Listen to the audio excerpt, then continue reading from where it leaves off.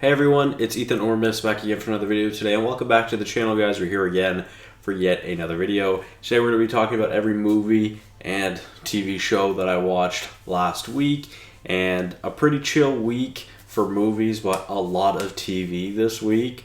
So yeah, let's get into it. First of all, Mel was sick all week, so I was home most of the week taking care of her, and we watched a lot of TV. We didn't really watch any movies this week compared to the week before and the week before that.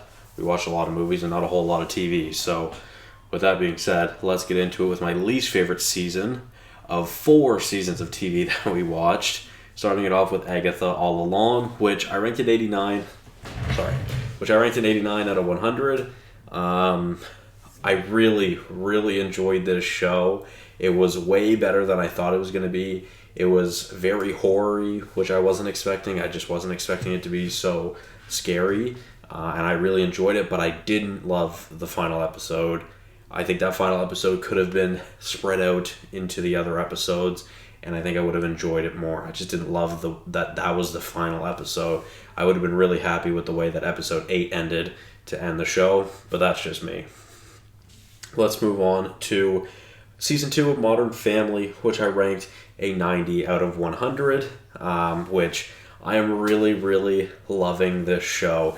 We watched Season 2, Season 3, Season 4, and we're almost done Season 5 all this week.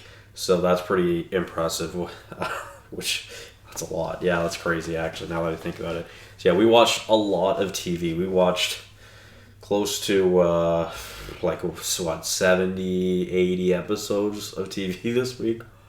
Whoa, is that right? Yeah, geez, that's actually crazy. Actually, I'd say we got pretty close to 100. Oh, fuck. Anyways, Season 2 I ranked at 90 out of 100. I really enjoyed it. I don't even know how to really rank this show because I'm really just loving every season. Like, I don't think any of the seasons are really, like, levels above the others.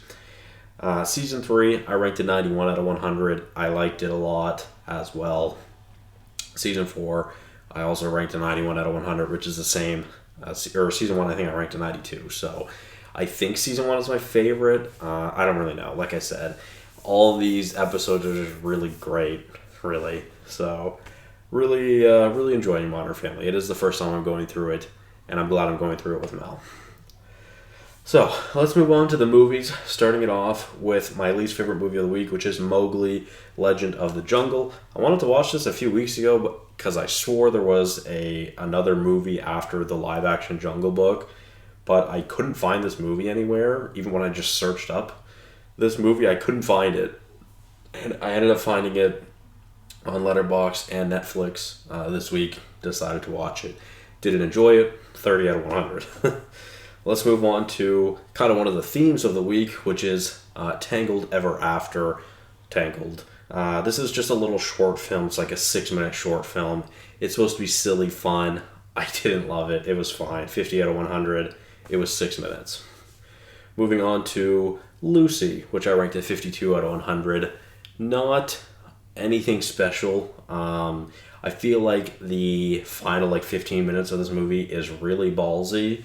And it kind of, it could be a good thing, depending on if you enjoy it or not, or a bad thing, depending on if you enjoy it or not. So I didn't mind it. I actually think that kind of brought the movie up a little bit.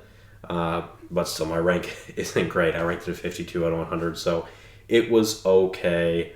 Yeah, it was fine. Let's move on to Tangled Before Ever After. So this is kind of before the wedding, I guess, which I ranked this one at 58 out of 100. Just about an hour short film. Nothing too crazy in this one either. It was okay. Let's move on to Gemini Man. One of my goals this year is to go through some of Ang Lee's movies. Gemini Man is one of them. I ranked it at 61 out of 100. I felt like the vibes in this movie were pretty awesome. There's some pretty solid CGI as well. Sometimes you could tell it was CGI when, just looking at a young Will Smith. I did feel like the CGI budget kind of ran out towards the end, especially with young Will Smith. But overall, I felt like this was more good than bad. And honestly, I really enjoyed the opening scene and like the opening half an hour of the movie. It just kind of went down a little bit and just kind of like leveled. Plus, my boy Benedict Wong in this movie, which is always a W. 61 out of 100. Let's move on to a 2024 release, Saturday Night, which I wanted to watch last year. Didn't get a chance to. Recently came out on Prime. Watched it. Fell in love with Gabriel LaBelle even more. I just want to see him in absolutely everything.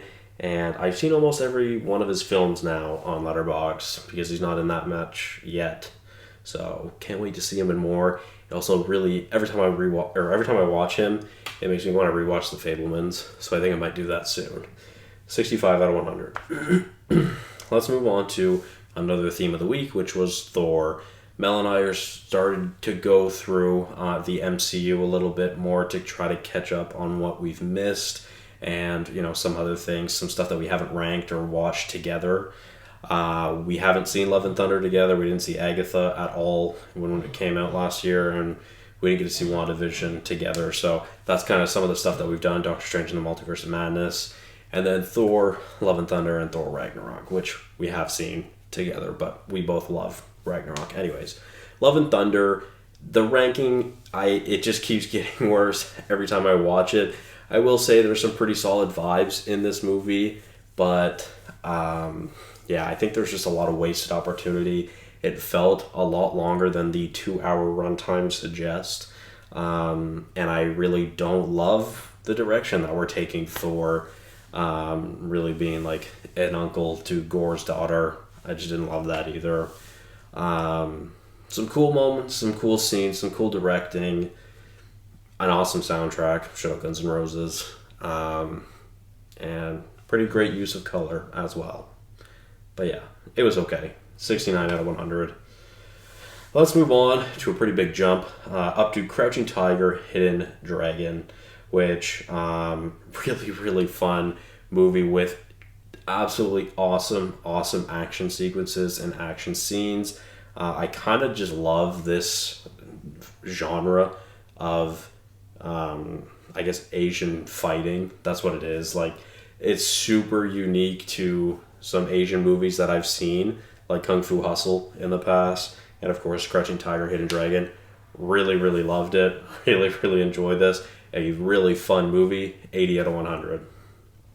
Let's move on to A Different Man, which I ranked an 82 out of 100, which actually brings us to the top 5 of the week. This was a very interesting movie as well, and I feel like it is one of the most important movies of the decade so far, so please give it a watch. Also on Prime, I believe, or Crave, one of the two, I don't remember. But yeah, please give it a watch. It'll really make you think, and it's quite interesting, I find.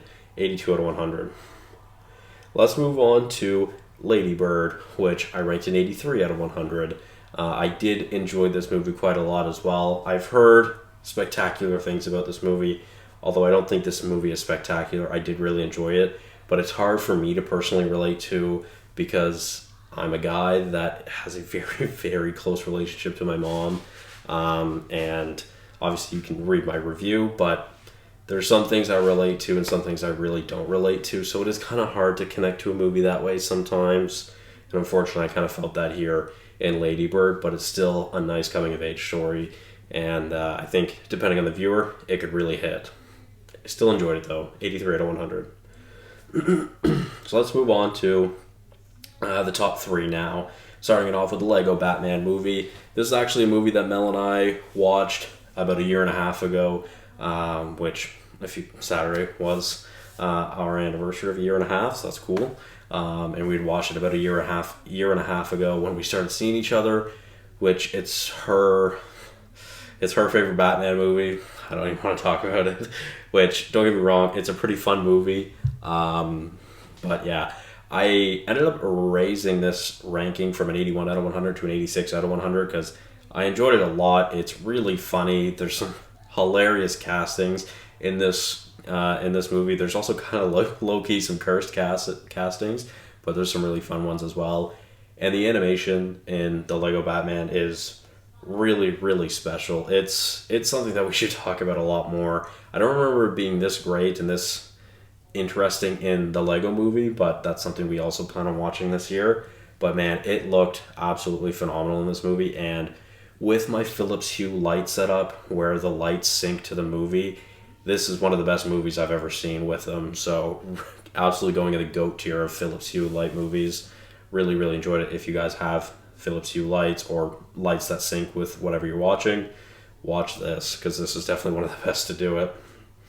And honestly, that kind of goes for the next two movies as well. Excuse me. So let's move on to number 2 of the week, which is Thor Ragnarok, which I ranked a 99 out of 100. Still one of my favorite movies that the MCU has to offer, and I really, really love this movie. There's, no surprise. This is one of my comfort movies when I was away for college.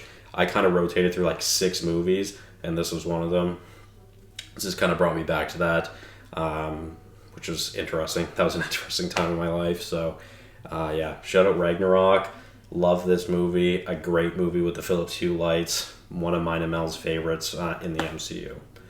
Let's move on to my number 1 of the week, which Mel and I watched tonight, and Mel has never seen, and it's one of my favorite animated movies of all time, Tangled, which I ranked a 99 out of 100. Finally getting to show Mel Tangled after so long. I've been wanting to watch it with her for our entire relationship, and like I said, she's never seen it, which is really quite surprising. So I'm glad we were able to finally watch it together, and she ended up enjoying it, although she did feel a little underwhelmed just because of how much people hype it up. Probably more so me. But yeah, I love Tangled, and this was also one of like the 6 movies in my rotation that I just kept watching on repeat that I was super obsessed with back in the day in college. So shout out Tangled. Anyways, thank you guys all so much for watching. Hopefully you did enjoy, and I'll see you guys in the next one. Bye-bye.